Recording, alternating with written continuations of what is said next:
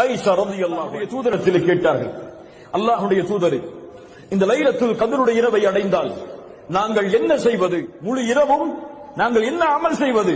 எதை கொண்டு அதை வரவேற்பது? என்ன கூறுவது? அந்த லைலத்துல் கத்ருடைய இரவை அடைந்த அல்லாஹ்வுடைய தூதர் ஸல்லல்லாஹு அலைஹி வஸல்லம் அவர்கள் சொன்னார்கள், அந்த லைலத்துல் கத்ருடைய இரவை அடைந்தால் ஆயிஷா அவர்களே, இந்த துஆவை ஓதுங்கள்.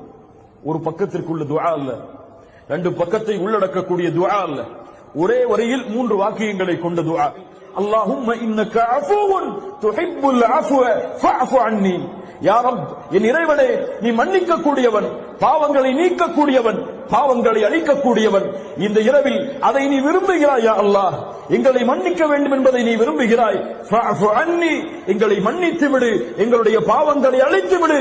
நாளை மறுமையில் இந்த பாவங்களை கொண்டு எங்களை இழிவுபடுத்தி விடாதே என்று அல்லாஹ்விடத்திலே கேட்குமாறு அல்லாஹ்வுடைய தூதர் ஸல்லல்லாஹு அலைஹி வஸல்லம் தன்னுடைய மனைவிக்கு கற்றுக் கொடுத்தார்.